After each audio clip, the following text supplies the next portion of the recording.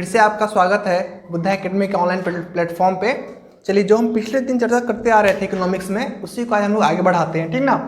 तो पिछले दिन हम लोग क्या पढ़े थे, क्षेत्रक बारे पढ़े थे, ठीक ना। क्षेत्रक यानी सेक्टर्स, क्या पढ़े थे हम लोग, सेक्टर्स के बारे में बेसिकली पढ़ा हम लोग। क्या पढ़े थे इसके बारे में, पहला क्या पढ़ा था हम लोग कि प्राथमिक क्षेत्रक,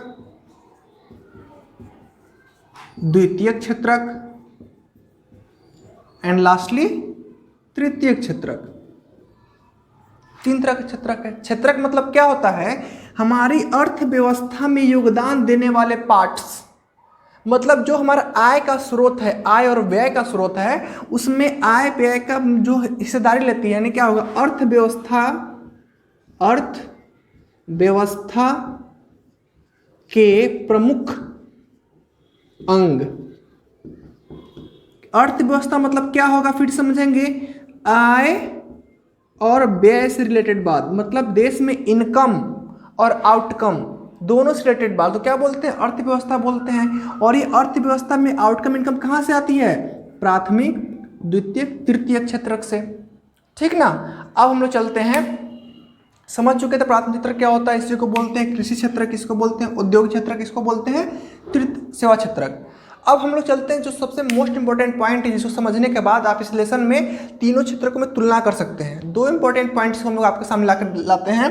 वो दो इंपॉर्टेंट पॉइंट है जिसका नाम है, पहला अंतिम वस्तु, लास्ट गुड्स क्या होते हैं, ठीक ना। देखिए, इस चैप्टर को समझने के बाद आपको रियल लाइफ में बहुत ज़्यादा चीज़ आपको समझ में आ जाएगा, ठीक ना। देखिए, अंतिम वस्तु जो चर्चा है आज की टॉपिक का, पहला टॉपिक है अंतिम वस्तु क्या होता है। दूसरा चर्चा करना है हमको जीडीपी, जिसको बोलते हैं सकल घरेलू उत्पाद। आप लोग बराबर नाम सुनते हैं, जीडीपी कम हो गया, जीडीपी ज़्यादा हो गया, जीडीपी कम होने से क्या प्रभाव पड़ेगा, जीडीपी ज़्यादा होने से क्या प्रभाव पड़ेगा। आज पूरी चीज़ समझ जाओगे। इकोनॉमिक्स एक ऐसा सब्जेक्ट है जिसको पढ़ने के बाद आप मतलब कोई आपको मतलब अर्थव्यवस्था के बारे में कोई आपको मतलब बरगला नहीं सकता है, ठीक ना। कि मतलब बोलते हमेशा जीडीपी, आपको गवर्नमेंट, जब से गवर्नमेंट आई है आपको जीडीपी बारे में तो ये वर्ड आपको सुनने को मिलता होगा, लेकिन आप इसका अर्थ नहीं समझ पाते होइएगा। लेमैन टर्म में हम अर्थ जीरो से समझेंगे, लेकिन आप इसको हाई लेवल पे यूज कर सकते हो। हम लोग समझेंगे एकदम छोटा छोटा उदाहरण लेके, लेकिन जब आप इसको देश के रूप में अप्लाई करो तो समझेंगे बहुत बड़ा कॉन्सेप्ट हो गया, ठीक है। चलिए, तो चर्चा करते हैं हम लोग। पहला टॉपिक है मेरा, अंतिम वस्तु क्या होता है, ठीक ना। तो पहला टॉपिक को हम लोग डील करते हैं यहाँ पे, इस टॉपिक को मिटाते हैं, ठीक है। समझेंगे क्या करके, अंतिम वस्तु, इसको बोला जाता है लास्ट गुड्स, लास्ट गुड्स। चलिए, तो हम लोग समझते हैं लास्ट गुड्स क्या होते हैं, ठीक ना। तो पहला इसमें हम एक एग्जाम्पल लेके समझते हैं लेमैन टर्म में। जब इसको आप लेमैन टर्म में समझ जाओगे तो क्या होगा आपका, कि बाद में इसको बड़े सीक्वेंस में समझ पाओगे। देखो, इकोनॉमिक्स बच्चों को समझ इसलिए नहीं आता है कि हम लोग बड़े बड़े एग्जाम्पल ले लेते हैं। इकोनॉमिक्स को जब आप छोटे लेमैन टर्म समझोगे तो ऑटोमेटिक बड़े टर्म पर ऑटोमेटिक फिट हो जाएगा। इकोनॉमिक्स एक ऐसा सब्जेक्ट है कि अगर उसका फॉर्मूला छोटे टर्म पर फिट हो गया तो बड़े टर्म पर फिट हो जाएगा। जैसा देखना, मैं जीडीपी पढ़ाऊंगा तो समझ में ऑटोमेटिक आपको आएगी। क्या हुआ, हमें आप बात कर रोटी की, एग्जाम्पल लेते हैं रोटी गए हम खरीदने होटल में, रोटी गए खरीदने, कहाँ, होटल में गए। मैंने 2 रोटी क्या क्या डिमांड किया, 2 रोटी की, उस 2 रोटी ला के दिया 10 रुपीज़। 2 रोटी ला के दिया उन्होंने होटल से, 2 रोटी कितने में, 10 रुपये में, यानी 1 रोटी 5 रुपये। तो ये रोटी जो मुझे मिला है, क्या ये सिर्फ रोटी का है दाम, देखिए अब इसमें क्या क्या इसे निकलेगा। रोटी से पहले क्या है मेरे पास, रोटी बनने से पहले क्या आएगा मेरे पास, आटा आएगा। आटा आने से पहले क्या मुझे मिलेगी, गेहूं मिलेगा, ठीक ना। अब देखिए, अब समझते हैं हम यहाँ पे, जो मेरा गेहूं का रेट है, क्या उसका रेट इसमें इंक्लूड नहीं है, बिल्कुल इंक्लूड है। ये जो रेट है मुझे मिला रोटी, इस रोटी में गेहूं का रेट इंक्लूड है, आटा का रेट, दोनों का इंक्लूड है। प्लस यहाँ पे जो होटल वाले रोटी बना रहे हैं उसका मेहनत भी इसमें इंक्लूड है। ये रोटी जो हमें आज मिला है अभी हमें, ये रोटी में क्या क्या इंक्लूड है, गेहूं का रेट, किसका, आटा का रेट, और क्या, यहाँ मजदूरी का रेट, होटल में जो काम करते हैं लोग उनका रेट इसमें इन्वॉल्व है। तो कहा जाता है कि जो वस्तु हमें प्रोडक्ट बाय प्रोडक्ट मिलता है हमारे हाथ में, ठीक है, अभी आपके हाथ में एक मोबाइल होगा, तो मोबाइल क्या सिर्फ आपके पास जो 13,000 15,000 का जो मोबाइल है आपके पास, क्या वो सिर्फ मोबाइल का रेट है? नहीं, उस मोबाइल के बनने वाले कंपनी में जो मैन्युफैक्चर हुआ होगा पीछे इसका, जिसका पार्ट्स मैन्युफैक्चर हुए होंगे उसका रेट है, प्लस इसमें जो इंजीनियर दिमाग लगाए होंगे उनका रेट है, प्लस इसमें जो कीमत, जो उसमें जो फंक्शंस आए होंगे, सॉफ्टवेयर आया होगा उसका कीमत है। सिर्फ एक मोबाइल मतलब क्या, मोबाइल से जुड़े हुए जितना चीज़ आप यूज कर रहे हो इसमें सारे चीज़ का इसमें क्या है, पैसा लगा हुआ है। इसीलिए इसको हम लेमन टर्म में क्या समझे, जो मुझे रोटी मिला 10 रुपये में, इस 10 रुपया सिर्फ रोटी का रेट नहीं है, 10 रुपये में क्या है आपका, 10 रुपये में आपका किसान का भी मेहनत है, जो कहाँ से मिल रहा है, गेहूँ से ले रहा है। 10 रुपया में आपका आटा चक्की का भी जो हम ले आते हैं किसमें, जब हम ले आते हैं फैक्ट्री में, जब ले आते हैं अपने मिल में पिसवान ले आते हैं, दैट इज कॉल्ड फैक्ट्री, वहाँ पे भी उसका फी ऐड है इसमें। जब हम लाते हैं होटल में तो उसमें मजदूरी भी इंक्लूड है। डेट मीन्स क्या, जो अंतिम वस्तु मतलब क्या हुआ, जो वस्तु हमें प्राप्त होती है, अंतिम वस्तु मतलब क्या, जो वस्तु हमें अपने उपभोग मतलब होता है खाने, उपभोग मतलब अपना खाने पीने हेतु, खाने पीने या उपयोग करने हेतु हमें अपने उपभोग करने हेतु प्राप्त होती है। जब वस्तु हमें अपने उपभोग करने हेतु प्राप्त होती है, उस अवस्था को क्या बोलते हैं, उस वस्तु की अंतिम स्थान बोलते हैं, ठीक ना। वो वस्तु की अंतिम कंडीशन, क्योंकि अंतिम कंडीशन पे आके ही वो वस्तु यूजफुल बनती है। जैसे मार्कर है, ये मार्कर क्या ऑटोमेटिक, ये मार्कर सिर्फ मार्कर जो मेरे हाथ में, that is called last thing है। ये मार्कर बनने से पहले इसका इंक ये वाला बना होगा, फिर ये कवर बना, फिर डिजाइन बना होगा। डेट मीन्स जब हम इसको यूज कर रहे हैं, डेट मीन्स क्या, लास्ट थिंग है, इस मैन्युफैक्चरिंग का ये लास्ट थिंग है, ठीक ना। तो ये क्या हुआ, हमारा अंतिम वस्तु कॉन्सेप्ट। डेट मीन्स क्या, जो भी कंज्यूमर जो यूज करता है सामान, वो लास्ट चीज़ का यूज करता है। मतलब जब वो पूरा बन जाता है तो वो जो यूज कर रहा है वो लास्ट चीज़ होता है उसके हाथ में, पूरा प्रिपेयर चीज़, ठीक है। तो ये हुआ हमारा अंतिम वस्तु का कॉन्सेप्ट। अब हम एक कॉन्सेप्ट पे आ रहे हैं, इसका नाम है जीडीपी, ठीक है। जब आप नाम सुनते हुएगा जीडीपी का, ठीक ना। चलिए देखते हैं जीडीपी क्या होता है। जीडीपी एकदम आसानी समझेंगे और आज के बाद बिल्कुल दिमाग में बैठ जाएगा कि जीडीपी क्या होता है, क्या यूज है, जीडीपी बढ़ने से क्या हो सकता है, जीडीपी घटने से क्या हो सकता है, जीडीपी का क्यों चर्चा होता है गवर्नमेंट के नाम पे, ठीक ना। एक एक करके हम लोग समझते हैं। अगर आप न्यूज़ देखते होइएगा तो इस वर्ड से तो आप काफ़ी बार आप मिल चुके होइएगा। सबसे पहला बात, जीडीपी हम समझते हैं इसका फुल फॉर्म क्या होता है, ग्रॉस डोमेस्टिक प्रोडक्ट। चलिए इसका हिंदी, इसको बोलते हैं सकल, इसको बोलते हैं घरेलू, इसको बोलते हैं उत्पाद। तीनों को मिला क्या हो गया, सकल घरेलू उत्पाद। अब समझिए, अब हम आपको एक एग्जाम्पल समझाते हैं। मेरा घर है, चाहे आपका घर एग्जाम्पल ले लीजिए, मेरा ही घर लीजिए, मेरा घर। मेरे घर में मेरे पापा हैं, माँ है, मैं हूँ, मेरा भाई है, दादाजी दादी, इतने लोग हैं मेरे घर में। चाचा चाची को भी ऐड कर सकते हैं, कोई दिक्कत नहीं, लेकिन हम समझाने के लिए बता रहे हैं। मेरे पापा ये क्या करते हैं, पैसा कमाते हैं। माँ मेरे घर का काम करती है, मैं पढ़ाई करता हूँ, साथ साथ कुछ बच्चों को पढ़ाता हूँ। मेरा भाई पढ़ाई करता है, मेरे दादाजी घर पे रहते हैं, दादी घर का काम करती है, ठीक है, सहयोग करती है घर का काम करने में। जो मेरे पापा पैसा कमा रहे हैं, ठीक ना, तो ये मान लीजिए 10,000 का मंथली, 10 मानिए ये 50,000 का मंथली कमा रहे हैं, ठीक ना। इनका बिजनेस चलता है कुर्सी का, सपोज दैट कुर्सी का, ठीक ना। 50,000 का मंथली कमा रहे हैं, फादर 50,000 का मंथली कमा रहे हैं, ठीक ना। तो मान लेते हैं, सपोज कर समझ लेते हैं, तो एक साल में कितना कमाएंगे ये, तो हो जाएगा 6 लाख। मेरे फादर का इनकम है, मैं भी पढ़ाता हूँ, ठीक ना, सपोज करिए मैं पढ़ा रहा हूँ तो मैं भी मानता हूँ 10,000 का महीना कमाता हूँ, सपोज दैट एक साल में कितना कमाएंगे, 1,20,000 रुपया, मेरा हो गया कितना 1,20,000, ठीक ना, 1,20,000 मैं कमाया, मेरे दादाजी कुछ सेविंग रखे हुए हैं, ठीक ना, तो घर में कुल इनकम कितना हुआ मेरे घर में, 6 लाख पापा का, 1 लाख मेरा, 7,20,000 रुपया टोटल हुआ। ये मेरे घर का इनकम पूरा हुआ। मेरे घर में कमाने वाले फादर हैं और एक मैं हूँ जो मैं टाइम पास के लिए कमा रहा हूँ, लेकिन लेमेंट में समझ रहा है कि मेरे घर में कुल इनकम कितना हो गया 7,20,000 रुपया, ठीक ना। जब इसको हम लोग लेमेंट में समझे हैं, total income of my house is 7,20,000 per annum, ठीक ना।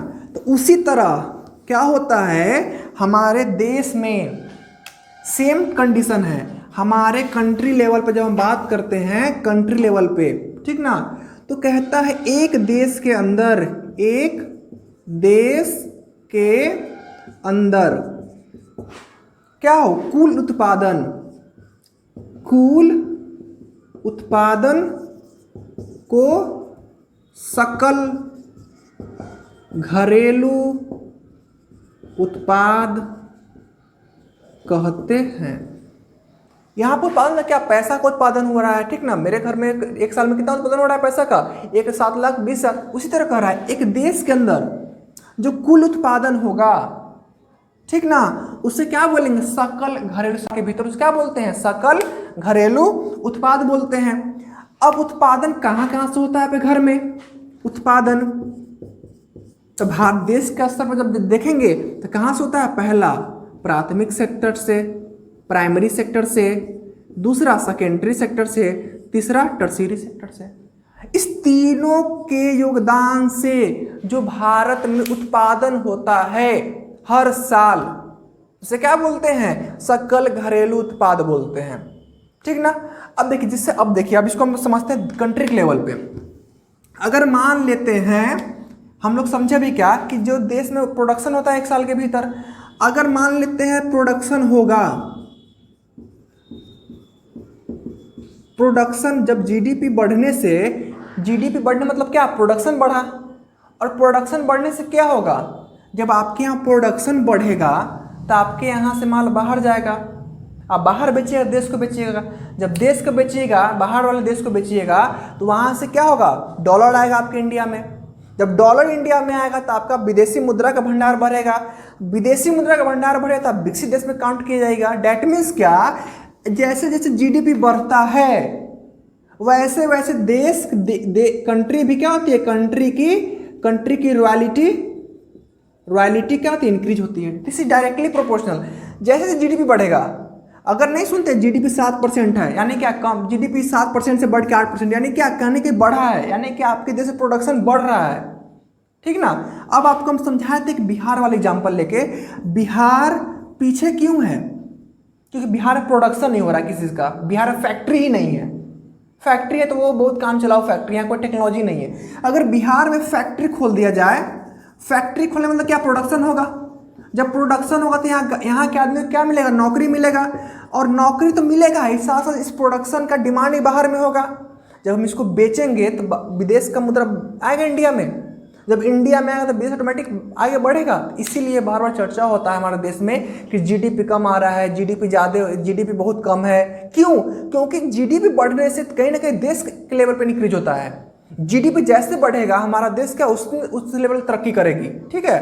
तो जीडीपी क्या हुआ, सकल घरेलू उत्पाद, ग्रॉस डोमेस्टिक प्रोडक्ट, एक साल एक किसी देश के अंतर्गत कुल उत्पादन। 20 की बात है,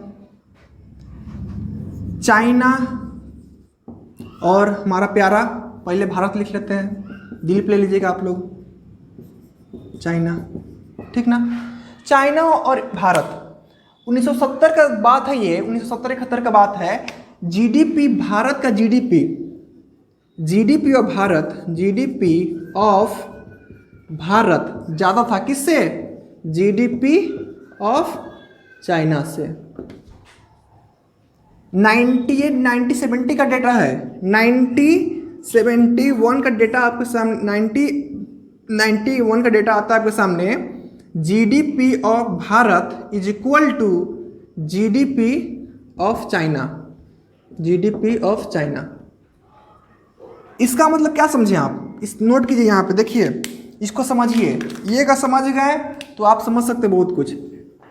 यानी क्या जीडीपी ऑफ भारत बड़ा है किससे, जीडीपी ऑफ चाइना से। यानी क्या जीडीपी में ज़्यादा प्रोडक्शन हो रहा है किसके अपेक्षा, चाइना के अपेक्षा। यानी क्या 1970 तक मेरा भारत चाइना से ज़्यादा विकास था, चाइना में जो विकास था उससे ज़्यादा विकास मेरे भारत में था, मतलब भारत ज़्यादा विकसित था किसके अपेक्षा, चाइना के अपेक्षा। इसका मतलब क्या हो गया, बराबर का मतलब कि चाइना का जीडीपी भारत के जीडीपी के बराबर। यानी क्या हो गया कि जो चाइना में जितना भारत में जितना विकास था वो चाइना टच कर लिया, चाइना में भी सेम विकास हो गया, ठीक ना। चाइना भी उस लेवल पहुंच गया इंडिया के लेवल पे। आज 2019-2020 की बात करते हैं, ठीक है। GDP of China is very very very, GDP यहां समझेंगे, जीडीपी ऑफ भारत। इसका मतलब समझिए, अगर ये क्या है, ये चाइना का जीडीपी आज की डेट में इतना आगे चला गया है, इतना आगे निकल गया है भारत से। इसका मतलब क्या है कि चाइना में ज़्यादा प्रोडक्शन हो रहा है। तो यहाँ देखिए, यहाँ देखने पे क्या चल रहा है कि चाइना का जीडीपी कितना आगे निकल गया भारत से, बहुत ज़्यादा चाइना जीडीपी है। अब हम देखते हैं वर्तमान में चाइना का जो जीडीपी है कितना है, 11.7 ट्रिलियन डॉलर। भारत का क्या है, 2.7 ट्रिलियन डॉलर।